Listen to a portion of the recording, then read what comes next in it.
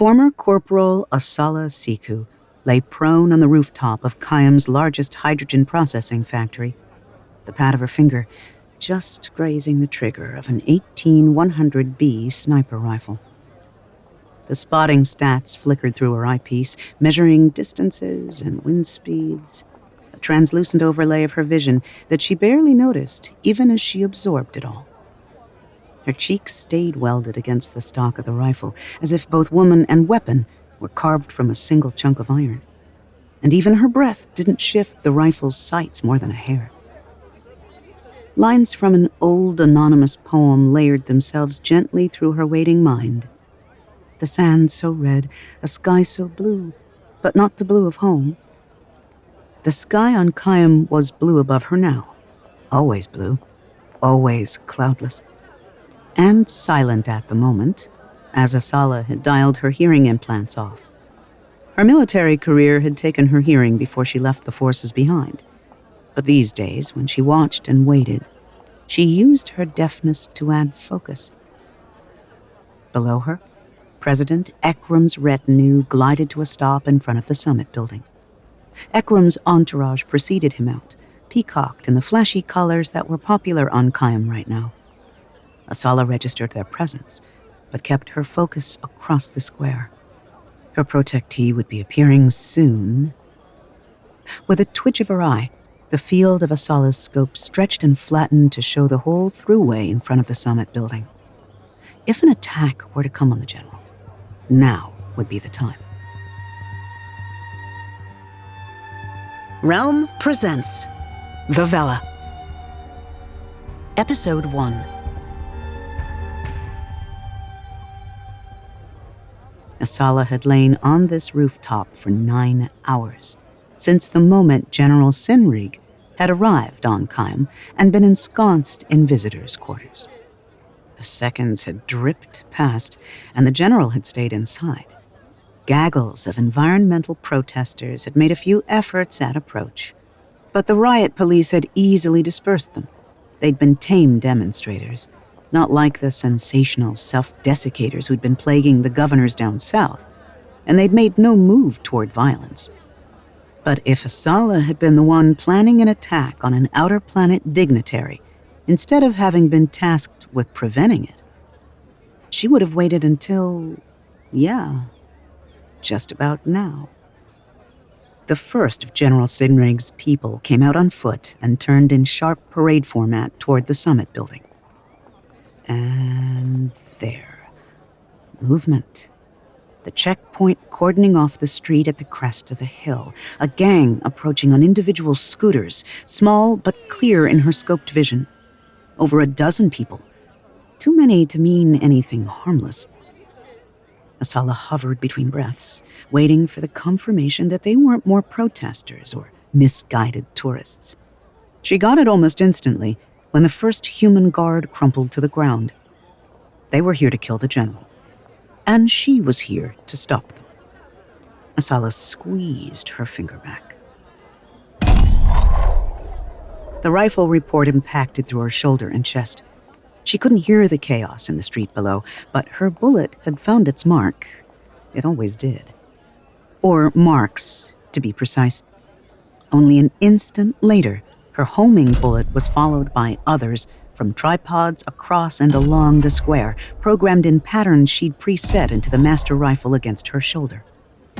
Fully half the attackers went down at once, and most of the rest staggered. By then, the Kayami riot police were on the scene. The survivors screamed and cowered beneath clouds of nerve gas as bouts of electricity arced over their ranks. Asala took a last glance through her scope. It looked like the general herself had barely made it outside before being quickly ushered back in. Sinrig was out of danger. Something caught at Asala's strategic senses, and she frowned. Could the assassins have made a mistake? Or was she missing something about their plan? She ran the incident back through her head, but it only served to verify her instincts. The best time for the would-be assassins to make their advance would have been when General Sinrig was halfway across the square, farthest from any shelter. Asala still would have gotten them first, of course, But this attempt, maybe even the riot police alone could have foiled.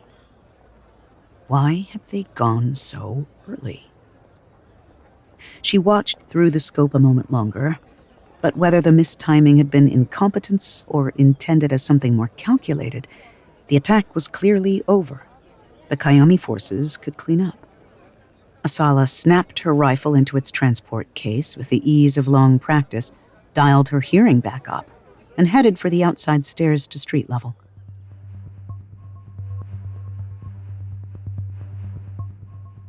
Asala walked casually down the thruway to the presidential palace and scanned herself through 2 sets of guards to a side entrance. Ekram would want to see her after an incident like this. The first guards took her weapons, tagged them, and entered them into storage lockers, and the second set passed her off to a butler, who politely left her in a smallish audience chamber to wait. She stayed standing, quickly cataloging her surroundings from long habit, even here inside the palace. This room was customarily gaudy, with carved stone and plast cloth all sporting shiny depictions of sunbursts and waterfalls. Everything on Kayam seemed to celebrate one of the two, although it wasn't like any native Kayami had ever seen a waterfall outside image captures. All water here came from either ice imported from the outer ring or hydrogen siphoned from the solar harvesters. Ironic that so much of Kayami aesthetic favored sun depictions, when they all knew what their harvesting had done to the sun. Knew, and hadn't stopped. At least Asala would be dead before the whole system finally killed itself. A noise at the door. Asala shifted on the balls of her feet, her hand going to her side holster before she remembered the air pistol she usually wore was with the palace guards. She registered the people first. They moved with the deadly economy of security personnel, but in drab and utilitarian uniforms that shouted they weren't from here on Kayam. They took up posts on either side of the door, and between them skittered a metal-on-stone stream of bugs, hard black carapaces, and far too many legs to be a design requirement. They moved with a slithering speed that made every one of Asala's instincts stand on end. She resisted the urge to rock back a step. "My spiders. To me." Asala would have known that voice from the news captures even before she took in the ruthlessly sharp uniform, the stark white hair, the glittering eyes that seemed to take in everything and reflect nothing. In person, up close, General Sinrig of Ganda was a black hole of a person, nothing but sinew and cold. The robotic bugs scurried back across the floor, up the general's sleek boot, over the deadly creases of her black uniform, and into a small silver canister that she snapped closed. AIs, then. People always said Ganda society was in love with their robots. They should use refugees for some of those jobs instead, some Kayami liked to say, shaking their heads sadly, as if they knew anything about outer ring problems, or were doing anything themselves other than sage nods and value judgments. Asala tried to stay out of those conversations.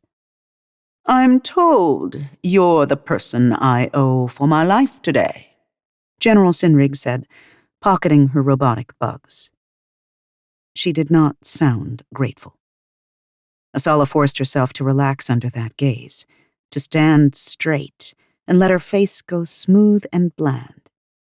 She was a larger woman than the general, both taller and broader, and she fancied the other woman's lip curled slightly while taking her in. And Asala definitely knew the moment Sinrig saw the clan tattoo. Dark blue, winding around Asala's right eye, not a stark contrast against her dark brown skin, but also not something anyone ever failed to notice here on Kayam. The double takes, that moment of eyes catching for a split second before people awkwardly hurried toward bland politeness a moment later, weighed down with everything they suddenly knew about Asala. Outer ring, not from here, Hypatian, migrant, refugee, careful what you say. But General Sinrig's reaction was different. Her whole face pinched in, and it wasn't with misplaced pity. "Well," she said, "I guess there's a patty that's good for something." Oddly, her voice had gone admiring, almost as if she hadn't just used a word Asala thought she'd left behind on the scrap ships. But Asala barely heard it, because suddenly she was back there, a scared kid with only her parents' and uncles and aunties' tearful assurances that this would be a better life, that they were ripping her from everyone she loved and forcing her across the solar system because she was one of the lucky chosen ones, facing the mocking jeers at her accent and her tattoo. Patty, Clanny, the Audis should all just die off already and leave the system to the rest of us. Luck and being chosen hadn't been enough. Asala had pulled herself up without help, starting with 3 tours of service in multiple conflicts, earning gold stripes as a sniper, then decades of carving out her own business and reputation. She'd made a name and a place for herself here, and for some fucking Gandesian to come in and reduce all that to nothing with a word? Now, General, I'd rather you didn't use that type of language while you're with us." President Ekram swept into the room as breezily as if his timing had not just prevented a diplomatic incident. Asala consciously unclenched her hands, but her skin still tingled. "My mistake," General Sinrig said. "I admit I can't keep up with the latest political sensitivities. I meant to say, I didn't know you were high patient." She inclined her head slightly in Asala's direction. "You've done well for someone in your circumstances." "Oh, you knew exactly what you were saying," Asala thought. "And you know what you're saying now." "The General has asked that you be part of her personal security detail for the remainder of her visit to our fine world," Ekram said. "I told her you'd be delighted, of course. General, our sincerest apologies again for the incident today." "No matter. You prevented their success." Sinrig's eyes flicked to Asala again. "My people will be in touch soon with a revised schedule for our talks," Ekram continued. "I'm very optimistic we can strengthen trade relations between our 2 worlds while working together to address today's solar concerns. And of course, we'll officially be adding Agent Asala to your detail." Agent Sikou, Asala thought. Her own annoyance surprised her. Kayami didn't use clan names, only patronymics, and she'd been going by only one name now for decades. She'd thought herself used to it. She flattened her lips together and managed to remain silent and minimally cordial as President Ekram bowed the general out of the room. "You," Ekram said the moment the door closed behind Sinrig and her guards. "You, I owe a bottle of the finest in fermented beverages. Something 10 or 20 years of water in the brewing. I wish I could give you an official commendation." Asala felt herself relaxing, her muscles uncoiling. She moved to one of the sunburst chairs and sat. "Then I'd have to be an official part of this operation. Speaking of which, Agent?" Ekram huffed a laugh and went to the side of the room, where he began measuring out 2 small trays of flavored grounds. "General Sinrig doesn't have to know you're working off the books for me. The other security we've assigned to her has been read in on you since the beginning, but they're very discreet. You don't mind continuing on, do you? Intelligence isn't convinced this was the only planned attack against the General. 6 additional credible threats have come in just since this incident." "You're paying me, right?" Asala hoped it sounded as smooth as she wanted. "I hope I never have to have a conversation with the woman again, but you know me. I'm a professional." Ekram chuckled again. "I love how mercenary you've gotten in your old age." "I'm surprised you wanted an outside contract on this in the first place," Asala said. Usually the jobs you call me in for are a lot less official. Asala, you make it sound like I'm having you run some secret black ops department. But I promise, I don't just call you because bureaucratic channels are too bureaucratic. I call you because you're a lady who gets things done. He handed her one of the refreshment trays. The powder had a faint, earthy scent, the richness of well-tended lichens mixed with a mild stimulant. Ekram didn't skimp. Asala took a pinch and folded it into her lip. Do keep going. Flattery will get you everywhere with me. Good, because I have another job for you after this. Something that, as you said, is a lot less official. I need you on this, Asala. The charm he'd used to such great effect on the campaign trail had turned serious. She tongued the wad of powder against her gums. What is it? Ekram began to pace. Have you heard of the Vela? This ship coming in from Eratos, yes? She'd heard Ekram's PR sound bites on it. Everyone had. The rescue ship carrying the last of the inhabitants from their system's outermost dying world. A project the president had managed to spin into a banner of munificence, even as he shrewdly sidestepped the refugee crisis on the other outer ring planets. Eratos wasn't the only dying world, just the one dying fastest. The tiny colony on Samos had been gone for a decade, and after Eratos would be Hypatia, and then Gonda, and maybe the inner ring would finally come to care when it was their turn to freeze to death as the sun collapsed.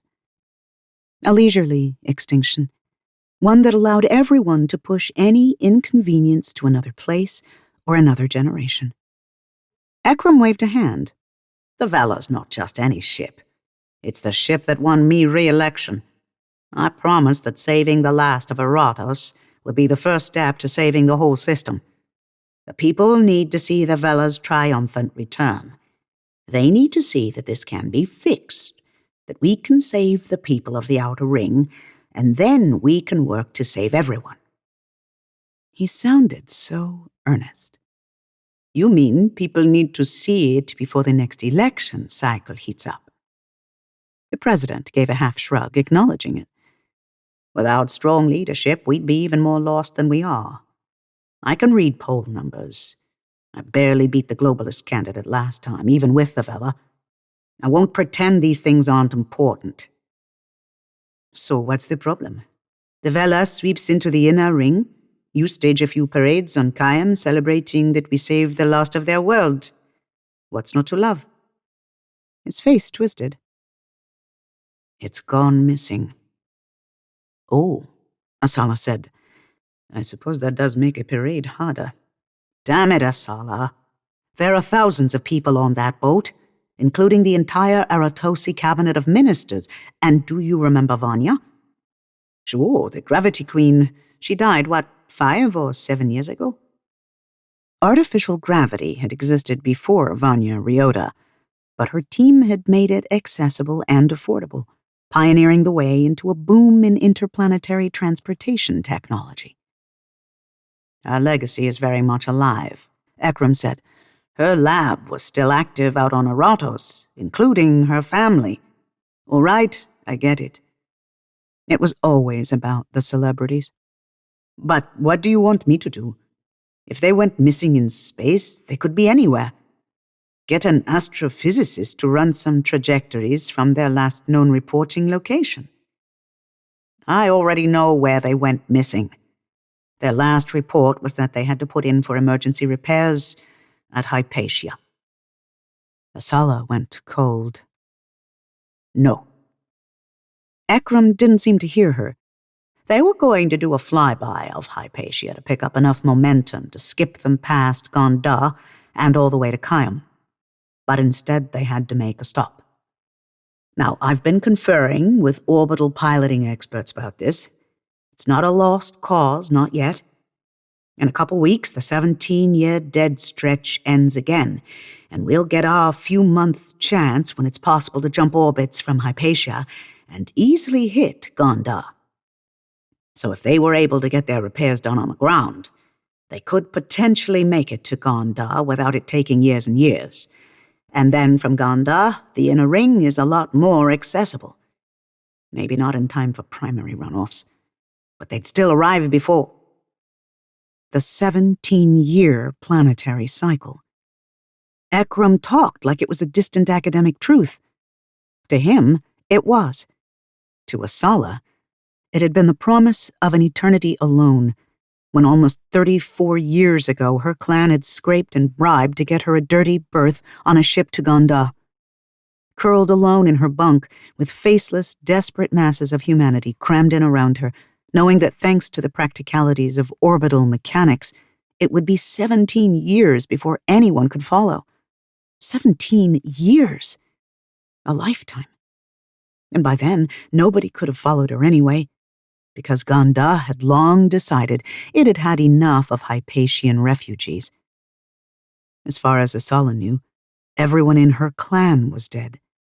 By the time she could afford to send a message back, the only reply had been echoing silence, and that was an answer all on its own. Hypatia had been a harsh place even before the creeping cold had turned dire. Whole towns freezing to death in the night when the weather snapped wrong. Desperate Hypatians still ran from their withering planet every 17 years, unwilling to die by staying in place. But with Gondar closed, for many it meant replacing a cold death on the planet with an even colder one in space, the refugees' ragtag scrap ships disintegrating while their unlucky passengers begged for a sliver of room in an overcrowded orbital refugee camp. If they got in, they won the right to die more gradually. And now this upcoming opening would be the last time anyone ever fled Hypatia. The cold reality of the temperature projection spelled that out in black and white. Nobody on Kayam talked of it.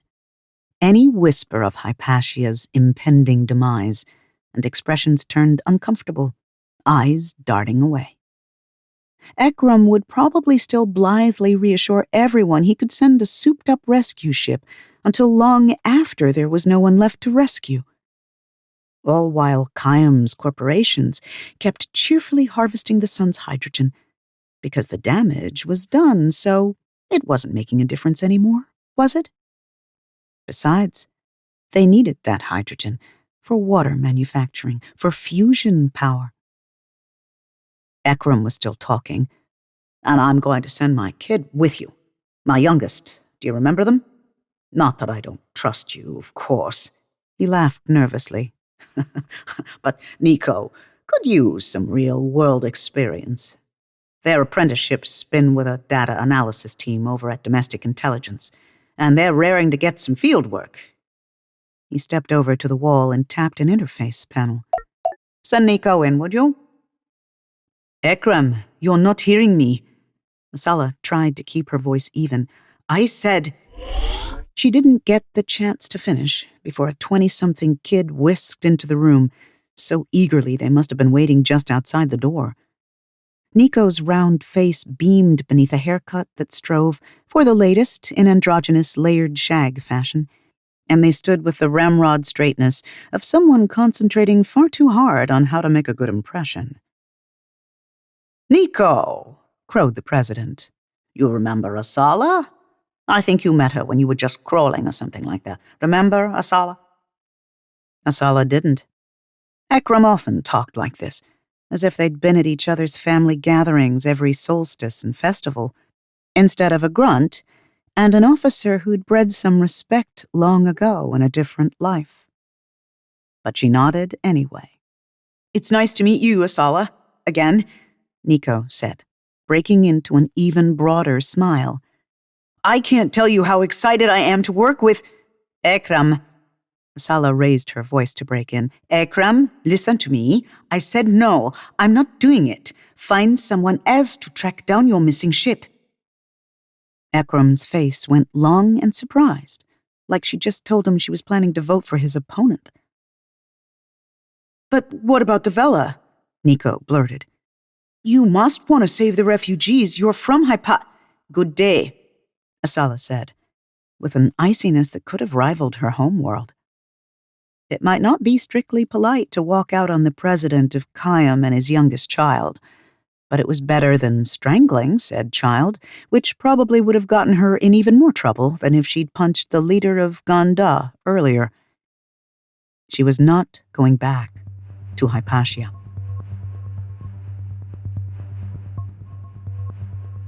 Nico had never imagined getting anywhere near General Sinrig during her stay on Kayam, other than maybe as part of a protest, if such a thing wouldn't have spun father right out of his orbit. Or, well, the occasional fantasy about hacking Sinrig's computers into answering every command with dancing pink ponies and statistics about refugees. How anyone could ignore the situation on the outer ring was beyond Nico. And how the general could be so heartless. There was plenty of room on Ganda. Not like Nico's own home planet couldn't do loads better too, but few refugees could make it this far in-system on their own. The distance conveniently allowed educated Kayami to wash their hands of all those deaths, and all with disgusting gentility. But Ganda was worse.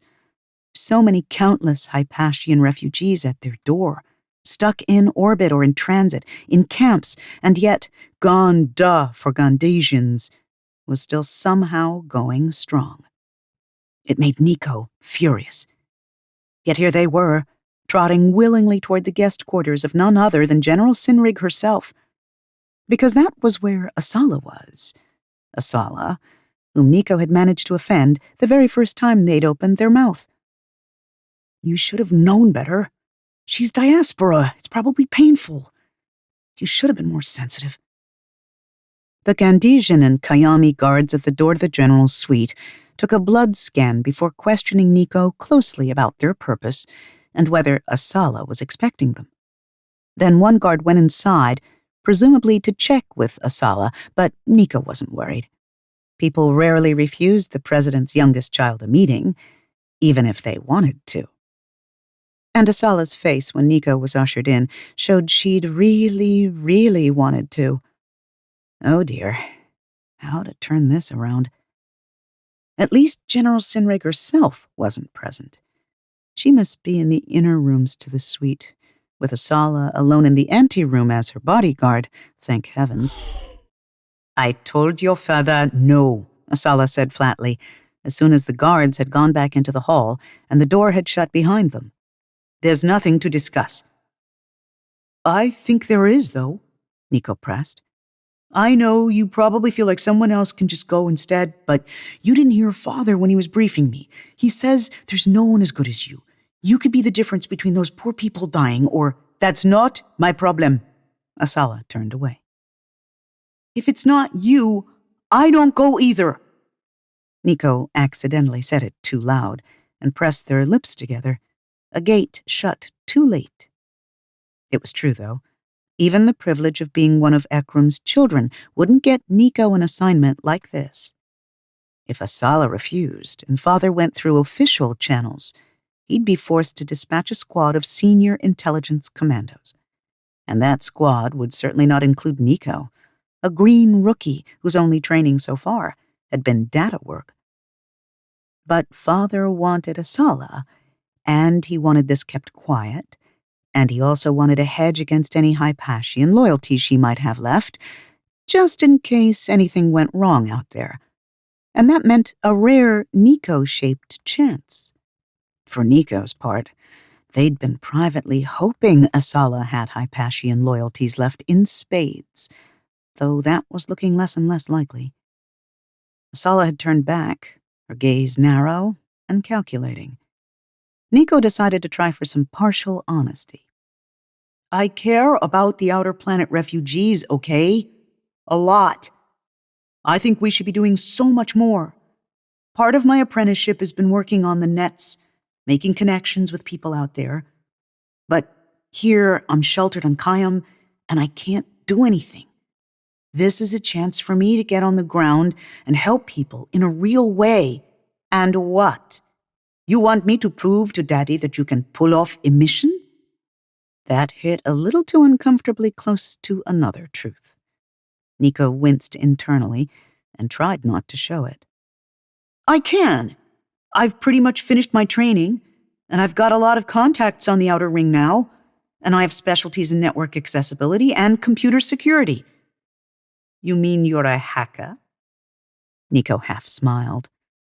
We don't call it that when it's for the government. Asala's expression didn't change, and Nico was second-guessing whether the joke had been a good idea when a knock came at the door and a pair of Gandesian guards entered, a short, dark man and a tall woman with close-cropped hair. We're changing duty shifts, said the man. They told us you have a visitor. Just confirming the situation. Confirmed, Asala acknowledged. You can leave us. The female guard turned as if she were about to exit back into the hallway, but instead, she palmed something across the door's inner lock, spun with a dreadful fluidity, and stabbed her partner in the neck.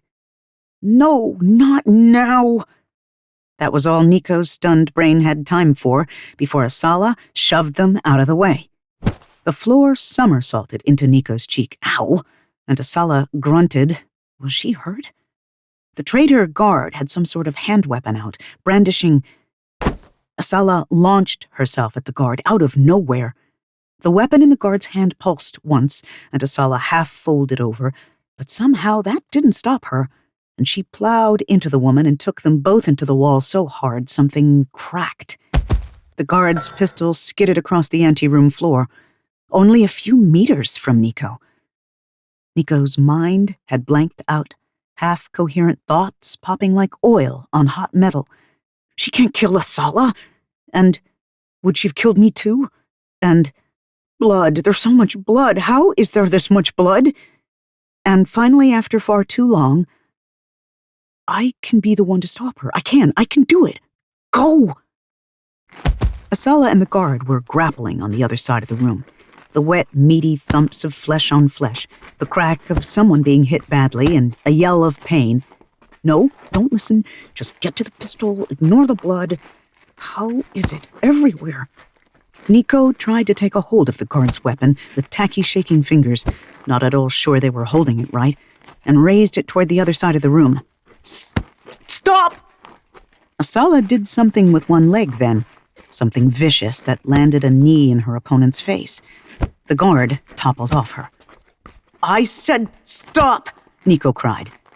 The pistol wavered in the direction of the bleeding guard. Stop or I'll shoot! The assassin's eyes went intense and dark at Nico then, and Nico had a sudden flash of certainty that this was it. They were going to die here. They tried to find the weapon's trigger, but their fingers didn't seem to be able to move. The moment of distraction, however, was all Asala needed. In a sequence Nico wouldn't be able to reconstruct till afterward, Asala spun up to one knee, clearing her own air pistol that she hadn't had a moment's time to draw during the fight. It popped once, a final deep sound that seemed to suck all the air out of the room, and the guard crumpled to the anteroom floor right at Nico's feet. Hey, kid. Asala was right next to Nico, somehow. How long had she been talking? Hey, kid, you okay? Give me the pulse pistol, all right? Asala's hands closed over Nico's bloody ones. Nico tried to unclench from the gun. It's over? Yeah, it's over. Are you hurt? I don't. Nico patted their hands over themselves, as if that would answer the question. I don't. Take a minute. Asala went across to the door. She was limping and hunched over, and she was hurt. Hurt saving Nico, and touched the interface panel next to it. Nico became aware of banging outside it, more guards, the ones the assassin had locked out. This is Asala, Asala announced into the interface. The situation is under control. Tell the president I have Nico in here with me, and neither they nor General Sinrig were injured in this attack. We have one casualty, a Gandesian guard. The assassin is also dead. But I'm not opening this door until we get some additional vetting on everyone outside it. She limped to a sofa at the side of the room and sat heavily, one gun in each hand. A skittering noise came from the inner door to the anteroom, and Nico half climbed the wall before realizing it was just the Gandesian AI spiders. The AIs, you know about their AIs. They're just like you studied. But seeing them in person was different. And, of course, right behind the horde of spiders came the general. Nico felt like vomiting. General Sinrig, a military dictator who ran Ganda with the efficiency of a factory, all while blithely killing Hypatians by the shipload, leaving them to die a slow death in space, all because she decided Ganda should only be for certain humans. How Nico's own father could talk to this woman like it was all okay and make trade deals, importing their water in exchange for tech. Nico couldn't understand it. Didn't want to understand it. Well, General Sinrig said, it seems I have you to thank once again, Agent Asala. Asala grunted. I suggest you go back into your rooms until we have all this sorted out, General. Sinrig's eyes crawled over Nico. Who's this? President Akram sent a messenger to speak to me about something unrelated. Bad timing. They're not involved. I see. The general took another moment, studying the two dead bodies on the floor. Then she said, I'll be in the back rooms. Don't mind my spiders. Given the circumstances, I feel I must send them a little farther afield. You understand. She turned on her heel with military precision, and the door slid shut behind her. The robots remained, however. A good portion of them skittered over to squeeze out under the door, while the rest tapped around the room, taking in Nico and Asala and the guards, watching. That's what Gandesians do with their spiders, you know that. The reminder didn't stop Nico from being unnerved. Creepy, aren't they? Muttered Asala. She leaned down to get her face right up close to one of the bugs. I said you're creepy. What are you going to do with that? They're intelligence-gathering robots, Nico said. The words came out dry and stuttery. I guess she wants more, intelligence? Because of all this. They bit their lip. You're talking too much. You always do. Just shut up, shut up. Hell, I'd like some more intelligence too, Asala said. Nico's mind was starting to unblank, but it was filling with thoughts they didn't want to have, like how the guard had moved to kill them both without the slightest hesitation, and how Nico had completely frozen, and Asala had shoved them out of the way. My fault, she's hurt. All my fault. Do you need a med team? Nico asked. We can call one in. One of Asala's shoulders lifted and then lowered. Eventually. I've had worse. And you were trying to convince her you were ready to go out in the field? At the first sign of pressure, you fell apart while she sits there, shot, acting like it's a stubbed toe. The adrenaline and panic were receding, leaving shame behind. Was there any chance of salvaging Asala's impression of them? Some way to show Nico wasn't just a data rookie who froze up at the first sign of trouble. Intelligence, Asala had said. Something useful. The traitorous guard was still lying where she had fallen. Nico tried to figure out how to step over to her without tracking through all the blood, but it was impossible. They gingerly crouched down to start lifting the flaps on her pockets. There has to be something here. Something worth showing, Asala. Shouldn't you wait for the forensic team to do that? Asala said from over on the couch, not moving. You want to wait and take whatever sanitized report they choose to give you? Nico said, with more bravado than they felt. The edge of a smile quirked Asala's tired expression. You've got more guts than I gave you credit for, kid. The compliment should have delighted Nico, but instead their heart was banging out of their chest. Was it cheating to do things this way? It had to be. It felt like it. And worst case, what if Nico couldn't find any evidence at all, even missed something really obvious, and then Father would ream them out for disrupting the scene, and Asala would think they were a green know-nothing, and... Oh, there, at the bottom of a back pocket. Nico drew out the thick packet. Across the room, Asala's eyes widened and she sat up slightly. She knew what it was, too. "That's concentrated glow," she said. "Way more than for personal use. That much is an automatic intent-to-deal charge." "Which means it's also enough for a payment," Nico said. "What's the going rate for assassinating a head of state?" And whoever happened to be in the way. Nico felt another wave of nausea and tried not to think about it. Asala frowned. "There aren't many people who would use glow as currency. Too hard to unload unless you're in the trade.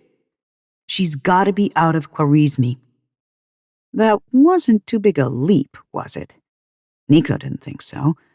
Khwarizmi, the only other inner ring world, was warmer even than Kayam, and a haven for pleasure resorts and smuggling cartels alike. Just the shady sorts who might believably have assassination as one of their goals. Asala would agree, wouldn't she? "Glow dealers wouldn't have any beef with Ganda," Asala said, as if feeling it out. "But the Khwarizmian syndicates also deal in ice smuggling.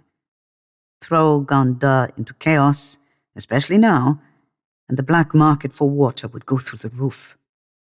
"What percentage of Kayam's water comes from ice mining on Ganda or Hypatia instead of pulling it from the sun?" "It's a lot, right?" Nico agreed. "And with all the environmental crisis on Hypatia, Ganda's where it's at." Asala didn't look entirely convinced. Maybe." "Come on." Nico barely bit back from voicing their frustration. "This is solid information. You know it is." Something beeped. It wasn't the wall interface. Asala dug out a personal handheld, miraculously undamaged even after the fight. "Your father's coming down here," she said. "He has the interrogation reports from the suspects who survived this morning's incident. It seems you're right. They were out of Khwarizmi." Nico took a breath and tried to look the part of a confident intelligence expert who'd expected nothing less. They weren't at all sure they managed.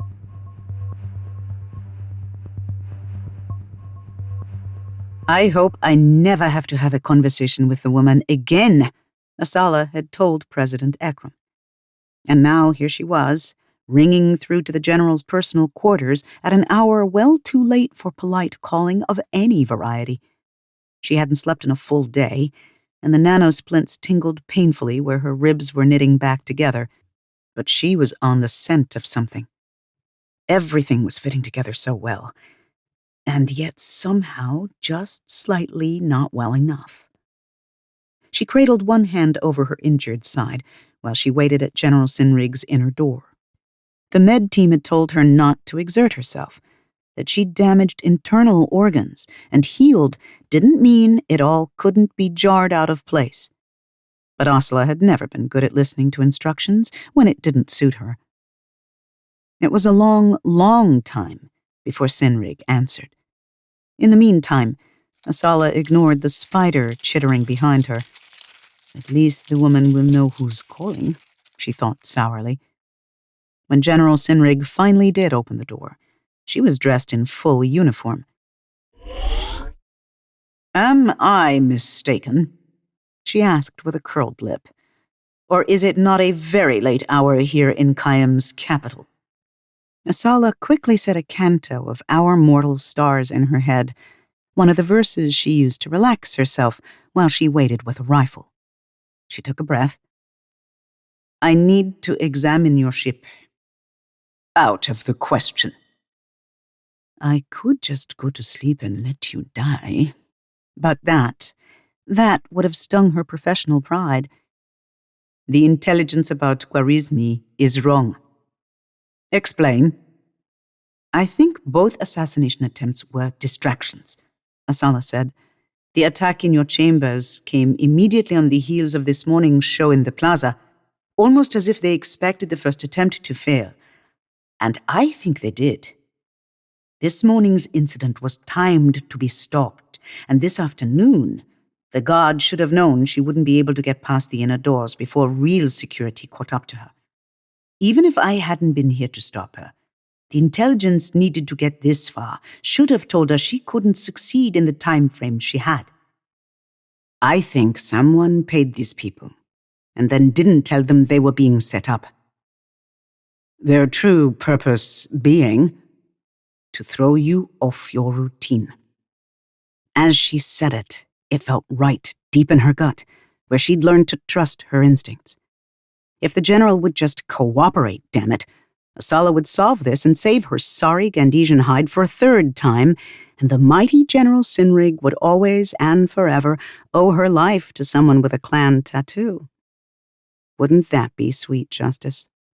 Ekram already told me you've moved up your departure timeline, and that dominoes in a host of changes all on its own, she continued.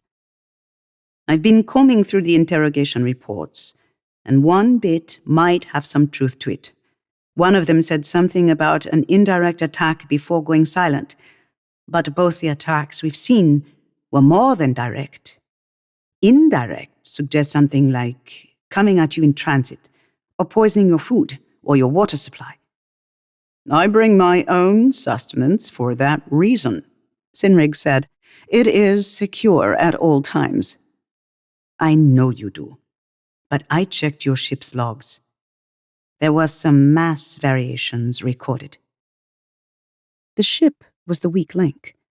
On the ground, Sinrig had security 25 hours per day, but a ship was a tin can in space that cradled people's lives in a fragile hull. Plenty to go wrong. Asala's instincts were screaming. Those mass variations meant something. All ships have mass variation. The general's voice dripped scorn. That's how artificial gravity works. Forget the sun dying. This woman could give the whole system frostbite. I'm telling you, I've been doing this a long time, Asala argued. This isn't over. If you want to go back to bed, fine. I'll send Akram a message that I am quitting your detail and walk away. But if you want to live, you will let me examine your ship. General Sinrig's eyes flicked up and down, taking in Asala's full height. You're quite the renegade agent. She leaned on the title as if testing it in her mouth. You come and make demands of a visiting head of state? Far more appropriate channels exist for such requests. You want me to put in the paperwork to Akram to access your ship? Sure, Asala said. It'll still have to be approved by you, and by that time you'll probably be dead. Don't expect me to mourn. Most of your kind wouldn't. Asala tried not to let any reaction show on her face. Damn, she was going to hear it from Akram.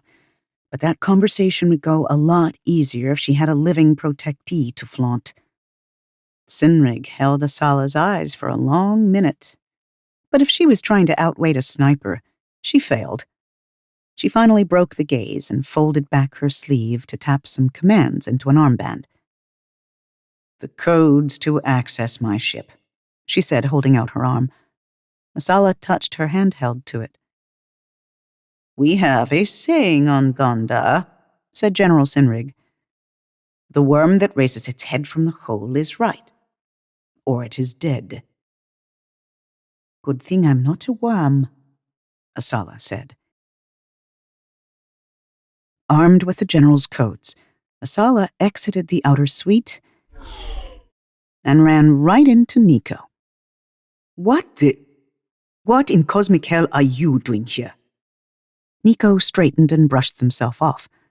I wasn't sure whether it was too late to come call, but I have something to show you, and I wanted to see if you were all right. I don't have time for this, Asala accidentally muttered it aloud. She pushed past Nico and down the hall. Nico dogged her like a dust bat who'd smelled food in her pockets. Can I come back tomorrow? I found something, and I know you'll want to see. Maybe I'll go on vacation tomorrow, Asala said. Wouldn't that be nice?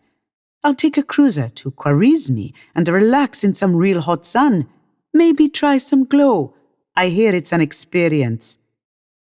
Then let me show you after you come back tonight, Nico pressed. Asala's well-crafted sarcasm was apparently lost on them. Where are you going this late anyway? Asala didn't slow and didn't answer. Maybe I can help, Nico kept on. I'm really good at data analysis. Maybe I'm going to General Sinrig's ship. Asala overrode them. And I'm not interested in help. Nico stopped for a moment and then ran again to catch up. Wait! You can't! Can't I? Her tone must have been even more dangerous than she'd intended, because Nico flushed, and for a brief moment, their expression rearranged itself, like they'd been caught guilty at a crime scene. I just mean, you can't go alone, they stammered. It's too dangerous, and you're injured. Asala almost lost her temper then.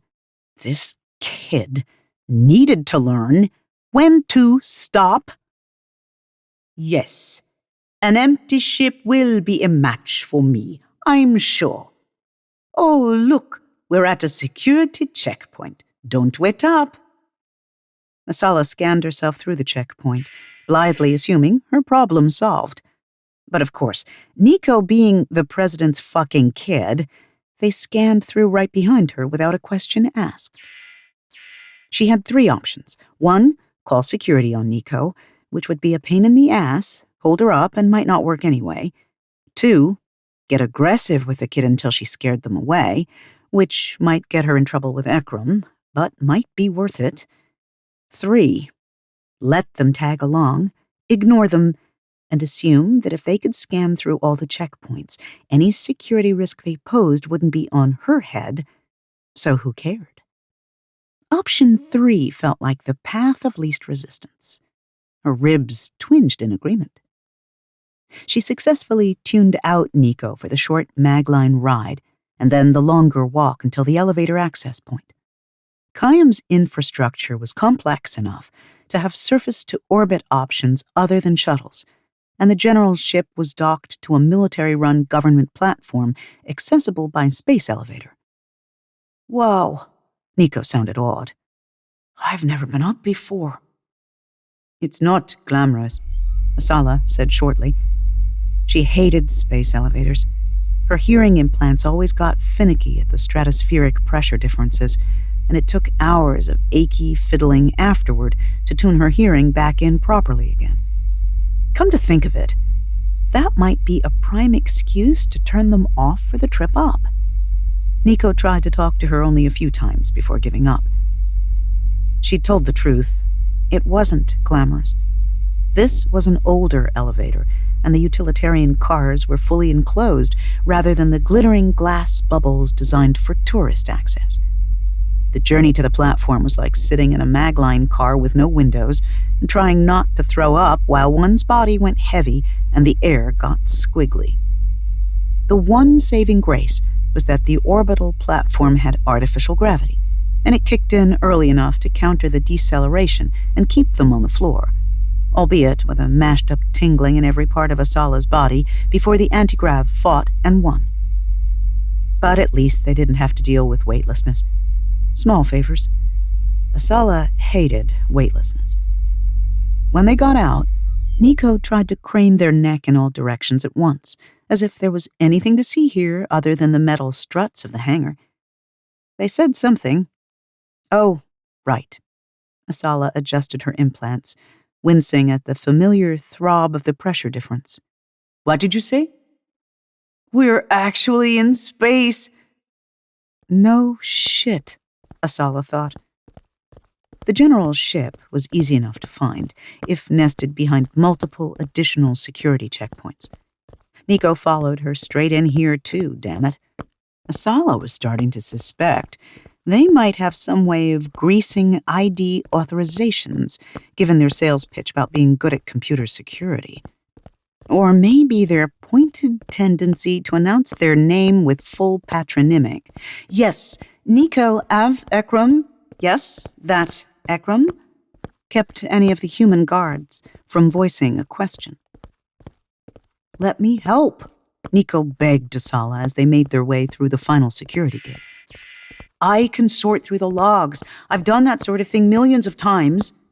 What are you searching for? Asala sighed. Her implants were giving her a predictable pressure headache. I think the true assassination attempt is going to come from something or someone that Sinrig trusts. The two false attacks would make her more paranoid. Paranoid people lean harder on the things they think they know. She's already changed her schedule to leave earlier, because what she trusts is her ship and what she brought with her. They'd reached the gangway to the ship itself now. It was Marauder class, a large, lumbering thing, a tank in space. Far more mass than was needed to transport a single head of state to a trade conference, because Sinrig was an ass. But all they could see from here was the mundane interior of the air bridge, a flexible tunnel that led straight up to the clamped-in hatch. The more commercial platforms sported starfield views at every opportunity. Nico should take a vacation if they wanted to see anything. Asala pulled out her handheld and brought up the codes, and the hatch of the Gandesian ship slid open with a clank. The corridors lit themselves the moment Asala and Nico stepped inside.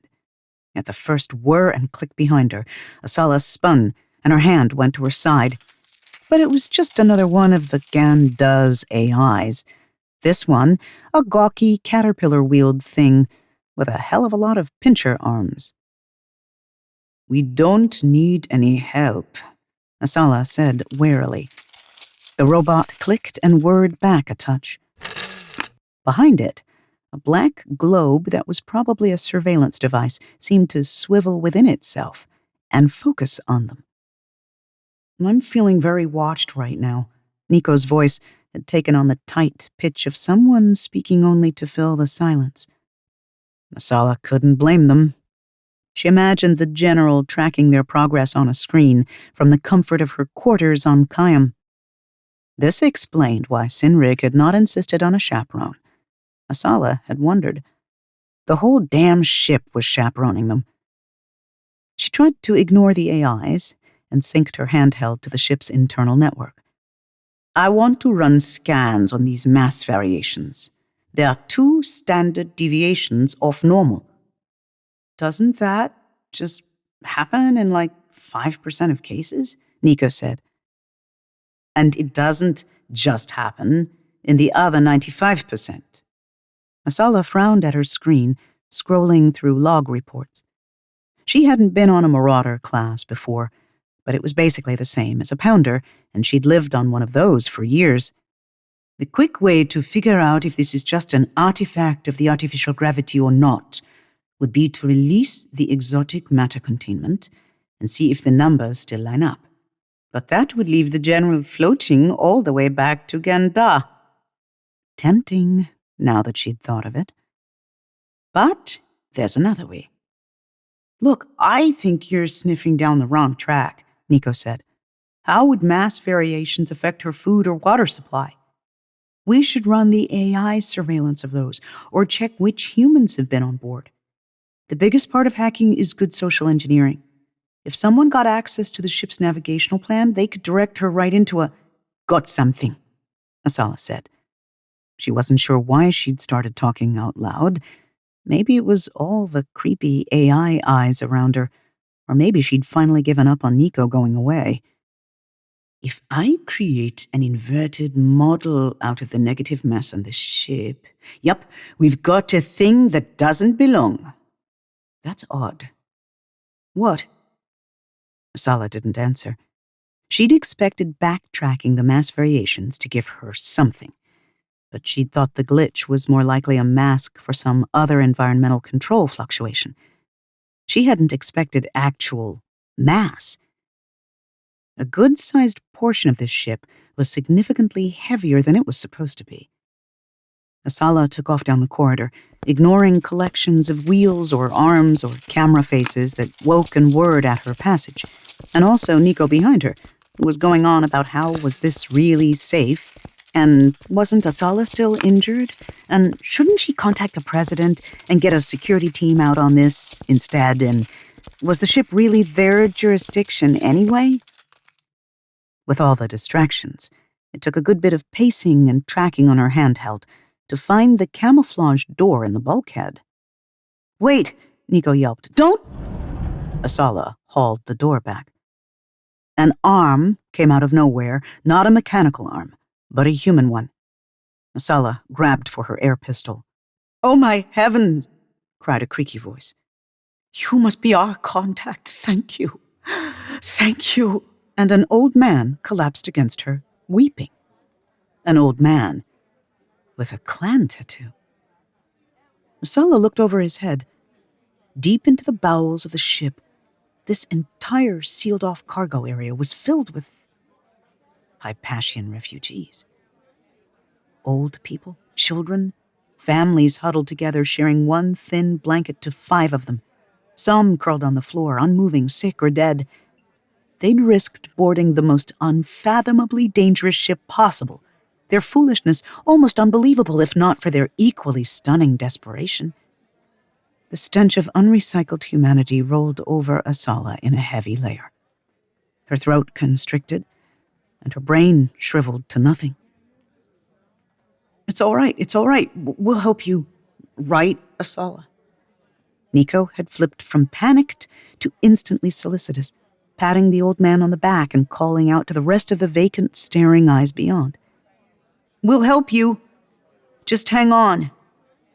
Then Nico turned to Asala and spoke more quietly. "The General's AIs will be on this soon if they haven't picked up on it already. She would execute these people if she knew they'd stowed away. We have to help them." Asala detached the old man's hands from her clothes and maneuvered him back inside. This was not her job, not her pay grade, not her fucking problem to solve. She shoved the door back shut over the man's anguished plea and turned to her handheld. "Wait! What are you doing?" cried Nico. "We have to let them out. We have to let them go. You saw." "If you want them to get amnesty, take it up with your father." She keyed in the message to the president's priority channel. Ekram could do whatever the hell he wanted with this mess. His people can figure out how many laws they broke getting here and whether any Kayami helped them. "What? How many laws?" Nico's voice climbed. "How about the laws of human decency? Whoever got them on that ship deserves a medal, not a prison sentence." "I said to take it up with Ekram. Now, tell me if you can backtrack whoever hacked the General's ship. If they're part of a group that's taking over official state vessels to smuggle out refugees, they could also be connected to the attempts on her life." Nico's face cycled through about 5 shades of scarlet. "What kind of person are you?" they finally sputtered. "That was you once. That was your family. Or it could have been." Asala's arm moved on its own before she'd made the decision. She slammed Nico up against the bulkhead, and when she spoke, she barely recognized her own voice. "You know nothing about my family." "I know this." With sudden, shocking calm, Nico brought up their own handheld and put it in front of Asala's face. An image capture. One that was a mirror to her own face, the same dark brown skin, the same full lips, the same clan tattoo. Only a little thinner and a little sadder, and with hair worn long instead of shorn on the sides like Asala had always kept hers. "Where did you get that?" she wanted to ask, to demand, but her vocal cords wouldn't work. "It's your sister," Nico said unnecessarily. "I told you I know people. I made some inquiries, hacked some systems. The point is, I found her. At least, as of about 10 years ago. It's what I came to show you tonight. Dine on snow and sup of light, laughed Dio in Asala's memory. Poetry is the primal juice of life. Remember that, little Asala. This is the best I could do from here on Kayam. Nico pushed on, relentless. Come with me to Hypatia. Help me find the Vela. We can find your family, too. Asala hadn't heard from anyone in her clan in over 30 years. But Dio had been alive 10 years ago, somewhere, somehow. A sliding sound behind them. Asala whipped around. Some sort of gliding metal rectangular something had come down a track in the bulkhead and stopped directly across the corridor. Help me get these people out, Nico begged Asala. They deserve a chance. And then together... Asala was no longer listening. Across from them, a series of snaps and ticks emanated from the rectangle as it reoriented itself. The people on the Vela. Nico was prattling on. The robot slanted itself and then stopped, as if it had attained the view it wanted. The General's ubiquitous AIs, which she took everywhere with her, which everyone knew she took everywhere with her. The AI spiders she sent farther afield for intelligence reports, specifically because of the escalating attacks on her life. Whoever had hacked the General's ship to mask the mass of the refugees must have also been able to hack her AIs. They would have needed to in order to block surveillance of this cargo area. An indirect method. We have to get back to Kayam. The words spun out even before the answer had fully unraveled in Asala's head, certainty slicing her to the marrow. I know where the next attack is going to come from. She scrabbled from the handheld. She had to get word to the General, to the President. The display fizzed and blinked with a connection error. Damn it! Nico was on their handheld too, presumably also trying to contact the surface. They looked up. Do you have any signal? Asala grabbed them by the collar and hauled them after her, back down the corridors, past the watching and worrying AIs. The AIs whose siblings on the surface had been programmed to kill. You're good with computers, right? She ground out as they moved. Get me a signal. Get me something. I'm trying. The two of them blasted back through the security checkpoints. The first time they caught sight of a human guard, Asala cornered him and snarled a command about the nearest console interface, but the confused guard only stammered something about the system being down. Tell the President it's an emergency, Asala shouted over her shoulder at a dead sprint for the elevator. When they reached the platform, she yanked Nico inside with her as soon as the heavy carriage doors opened. If we are not too late, you're going to have a chance to show me just how good at computers you really are, she said to them. Start thinking about how to counter-hack the General's spiders, because I'd bet all the glow you found on that Quarismian that they're going to attack us as soon as we get there. Asala slapped the first interface she came to on the surface, but that was out too. Was the whole damn city down? After that, she made only one stop, an arms locker where she grabbed an electric riot gun. Nico sputtered something political and judgmental about Kayami riot control tactics when she did, but Asala paid no attention. An electric spread was the best possible way she could think of to combat dozens of tiny metal bugs. Are you sure? Nico gasped out, trying to keep up with Asala's grip on their arm down the last darkened hallway. What if it still could be something else? Asala didn't stop to explain. Long ago, one of her mentors had told her that her best quality as an investigator was her nose for it. Once everything fit together, once it clicked, then she knew. And this fit perfectly. 2 attacks in quick succession, designed to fail. Designed to provoke the General into sending her spiders farther afield until someone could capture one and reprogram it. Give it a far more thorough hack than the AIs on the ship, a virus that would spread to the others. Something deadly. After all, It didn't take much to puncture a woman's jugular in her sleep. "Get on your handheld," Asala ordered Nico. "See if you can find whatever wireless signal the bugs are on." "Oh, fuck!" They'd rounded the last corner. In front of them, between the oblivious human guards, a steady stream of the general's spiders marched back under the door into the suite. "Out of the way!" The startled guards had barely even registered her voice by the time Asala was plowing past them, palming her scan into the door and diving through in one move. Spiders swarmed over every surface of the anteroom. In the center of the floor, they'd begun to coalesce, to climb over one another's backs in a seething, swirling mass, rising to half the height of a human, higher. Asala didn't wait. She let loose with the riot weapon. Arcing blue lightning crackled into the tower of robots, and the column toppled with the buzzing of an angry horde. Some fell inert to the anteroom floor, but only a few, too few. The others began to swarm and regroup. "Get past them!" Asala shouted to Nico, and slammed across to the opposite wall, her boots catching metal legs, or the metal legs catching her. She blasted again and again, but it seemed to take the robots less and less time to recover. Behind them, slow on the uptake, the human guards had entered, but they didn't seem to know where or how to point their weapons. "General!" Asala yelled. "Let us in!" The inner rooms weren't airtight. The bugs could be coming in anywhere, windows or cracks, or how many of the damn things were there? They were climbing into a tower again, a black tornado of chittering metal carapaces.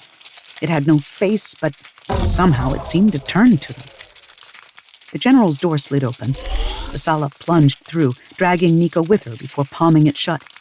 Through it, she heard the guards shouting in the outer room, desperately fighting to contain the robots. Then screams.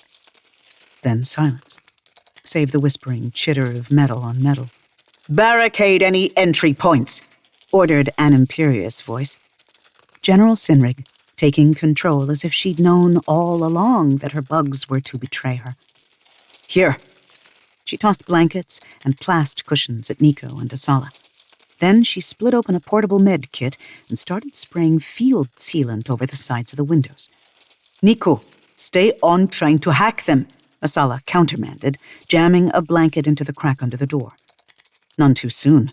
Something pulled at it from the other side almost immediately. "Are you getting anywhere?" "Yes, I can't stop it in time. The sequence is HPM encrypted, but I got in, and I can see how it's set. This is so crude. Why is it so crude?" Nico had gone so pale. Their face was a moon in the dim light, and they sounded genuinely furious, though at the situation or the bad programming, Asala had no idea. "There's no recognition system. They're programmed to brute force kill the person with the remote, or whoever last had it, and anyone within a radius of her.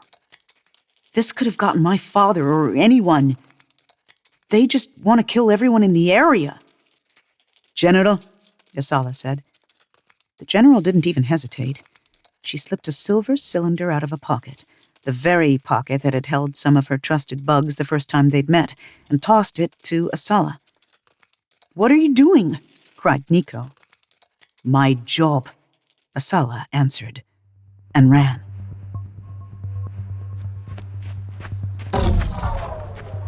The riot gun got her back through the anteroom, but barely. She had to get somewhere unpopulated and stay there, somewhere the bugs wouldn't catch anyone else in their target net. She wouldn't have to outrun them forever. Once the spiders had taken her bait and followed, Nico and the general would be able to get a message to Ekram, even if they had to do it on foot. Someone on the president's staff had to know how to disable an AI, and Ekram would send a squad to find her and take down the bugs. She just had to outlast them. But she wasn't sure that was going to be possible. The things were fucking fast. Asala pounded down the empty night throughway, darkened government buildings rising on all sides, and even at a sprint, the metallic black cloud was gaining. She'd started out with almost 10 meters of clearance, then it was 8, then 5. She tried spraying blue lightning behind her again, But in the time it took her to let loose another blast, the bugs had already gained back any additional space she'd stolen. Her breath heaved in her chest, and her injured side had gone from a chafe to a throb to a scream. The pressure headache from their space trip still stabbed from her implants. It was so hard to think. What could she survive that a robot couldn't? Water? That was a laugh. There was barely enough water in the whole city to drown the lot of them. Extreme cold. Gonda was many times colder than Kayam. But if not extreme cold, what about extreme heat? Asala veered hard without slowing, down the side street that would take her to the hydrogen processing plant, the same one she'd lain on top of just that morning. The same sign she'd passed on her way in and out reading, "Danger, do not enter." A hydrogen processing center wouldn't have liquid water. When the hydrogen came together with oxygen mined from deep below Kayam's surface, the result of the massive reaction was steam, which was then piped out to a paying populace. But everyone knew how much energy the process released, how dangerous hydrogen processing plants were because of it. They had all sorts of safeguards in place to prevent explosions, but the heat, there was no way to siphon away all the heat. Asala had no idea how hot it actually got inside a hydrogen processing factory. She'd never been inside one. Hopefully, the robots hadn't either. She hurtled toward the first door she saw, ignoring the signs plastered over it that screamed "Danger" and "Authorized personnel only." It was alarmed and scan-locked, but she shot the seam in the doorway with her sidearm and pried the door open into a dark crack. The bugs were on her heels, but she shoved her way in and got off another jet from the riot gun to scatter them back from the opening. An alarm blared into the night from the broken door, but that was fine. It would tell Ekram where she was. Asala's injured side stabbed, and she doubled over and almost retched. Keep moving, or you're dead." It was already hot inside the building, even here near the door. Asala forced her feet to propel her forward and ran. It was almost too dark to see, with only a few dim strips of safety lighting glowing along the floor in places. Pipes laced the space above her head, so low she had to keep ducking, and the first time she brushed up against one of them, it was so hot she yelled aloud. The spiders had been slowed climbing through the door, but they were catching up. The warmth didn't seem to be bothering them yet, even as it dragged at Asala and made her feet heavy. "Hotter. I need to make it hotter." She almost ran face first into a ladder. The metal of the rungs burned to the touch, but she pulled the plast of her jacket over her hands and climbed. Bugs will have a harder time with a ladder. Maybe. Can't follow. Wishful thinking. She could hear them chittering up after her. Or was that in her head? Her covered hands slipped on the rungs, sweat sheeted into her eyes. She rolled out onto a grating and immediately flinched away from the floor, trying to stagger onto the soles of her boots. The acrid scent of burning seared the air, her clothes or her skin. She staggered back, away from the ladder. The first spider clattered over the top of it, and Asala almost despaired.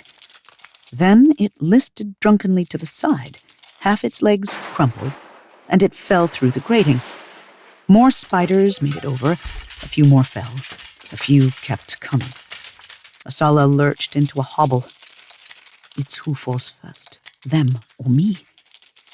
She could hear some of the spiders falling from the ladder, chinks and chunks, as they clattered to the floor below. One made it lethargically to only a meter in front of her and then simply stopped. She raised her stinging eyes. Between her and the top of the ladder was an increasingly sparse robot graveyard. "I did it," she thought. "I outlasted." But then something was burning her, and she tried to get away from it, but she was sitting and she couldn't get up, and then she wasn't sitting anymore either. Her nostrils stung with that same seared, scorched smell, stronger now. She couldn't breathe. The air cooked her from the inside out. Everything hurt, everywhere, and she couldn't move to make it stop. Maybe, she thought, she hadn't outlasted the robots after all. Before the heat wavered into darkness, The last thing she was aware of was hallucinating Nico's face, pouring sweat and panting, and calling her name.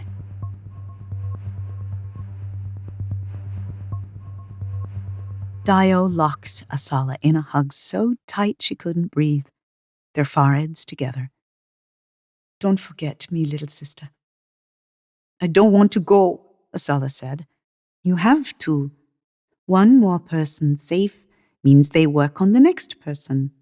The elders will send me after you soon, right? Maybe even before this window closes." It was a kind lie. Even Asala knew that, young as she was. "We'll be together again on Ganda," Dio whispered. "I'll write you a poem for every day we're apart and send them to you whenever we have the power.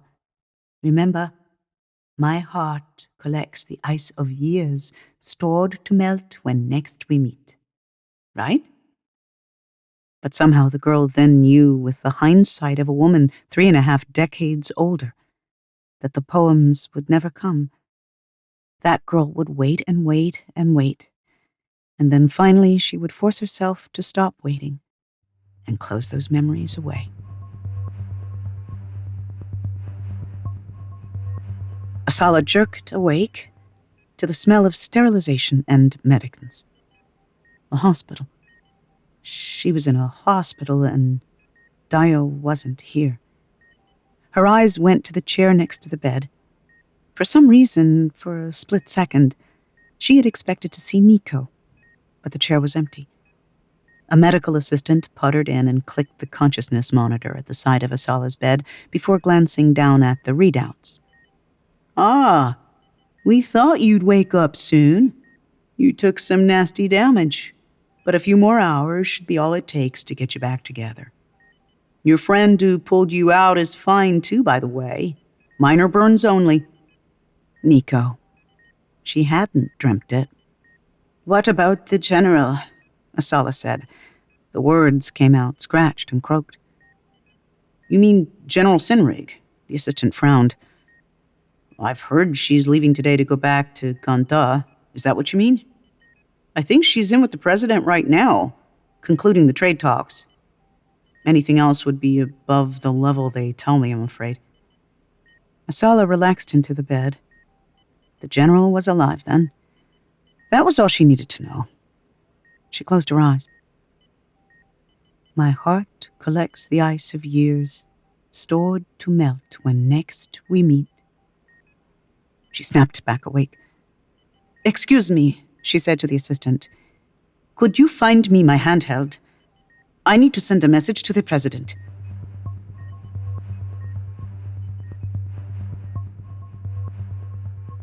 President Ekram stood at the window, staring in pretended abstraction as the mag line zinged by on its elevated track.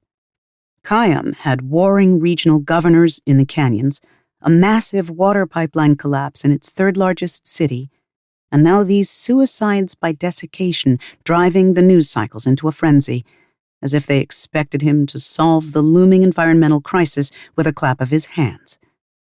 Yet he'd spent his entire afternoon mollifying and playing nice, all with a woman who barely acknowledged the concept of human rights. He turned back to face his visitor. "It's to a great shame that these attacks happened here on Kayami soil. I hope, General, that you can accept our gravest apologies and our assurances that we will do everything in our power to find and apprehend whoever was behind them." "I look forward to your updates," answered Sinrig. Ekram wondered if she practiced that thoroughly perfect balance of threat and bland interest. "Beyond knowing this was not a plot architected by anyone out of Khwarizmi, we can't yet speculate out a motive, but no need to play coy. I know what I am most loathed for." He tried for a light laugh. "I doubt High-Passion refugees were in much of a position to pull this off, General. They have their own radicalized factions aligned with them. But no doubt, you will run down all those lines of inquiry." "No doubt," echoed Ekram. Speaking of the Hypatian criminal element, I'm told Kayami authorities took custody of the ones found on board my ship. Ekram kept his tone casual.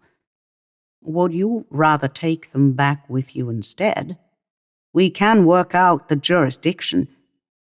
General Sinrig hesitated. Ekram let the silence hang. The general would know Kayam would not abide the sort of punishment she would mete out, not within the borders of its space. She'd have to take the refugees back with her as prisoners.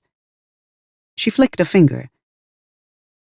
You can deal with the inconvenience. May I ask what you intend to do with them?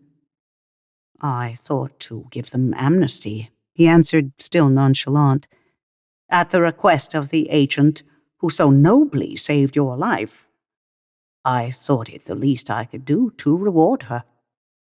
Ah, Sinrig said. Yes, her. I trust this amnesty will only be granted after you detain and question them about the incidents I suffered here on your planet. Those poor people are only looking for basic human living conditions. They weren't the ones plotting ways to kill you. Ekram didn't say it out loud. Asala had said nothing to him about the refugees beyond her original message reporting them. As far as he knew, she was still recovering from putting on a fine show of saving his guest's life. But if Asala hadn't provided a convenient excuse, he would have found another way. Politics may have hampered him in doing more for Hypatia, but he could save a handful of refugees when they were dropped on his doorstep. No one would have to know. Maybe it wouldn't have been such a bad thing for the system if we'd let whoever was coming after General Sinrig succeed.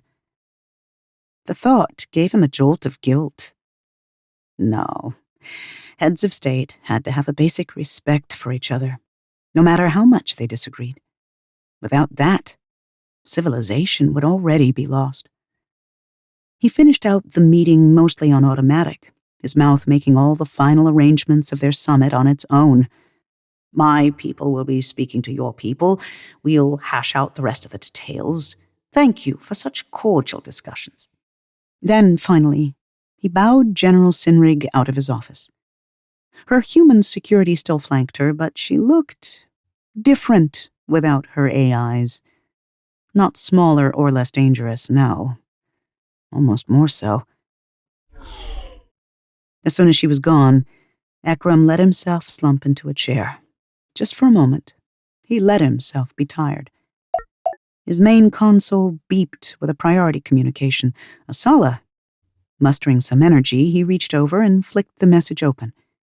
It was short and to the point. I will find the Vela for you. The president of Kayam sat up straighter. As evidenced over the past 2 days, Asala was the most effective person he'd ever met. She would find that ship. He would have the Vela. As long as she didn't ask too many questions, and if she did... If Asala began to look too deeply, or if homeworld loyalties turned her head, well, that was why Nico was going. Not the brightest of Ekram's children, Nico. But to watch and report, that they could handle. That Ekram could trust.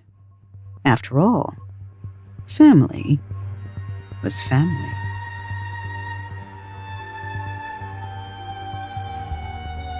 You're listening to The Vela, narrated by Robin Miles.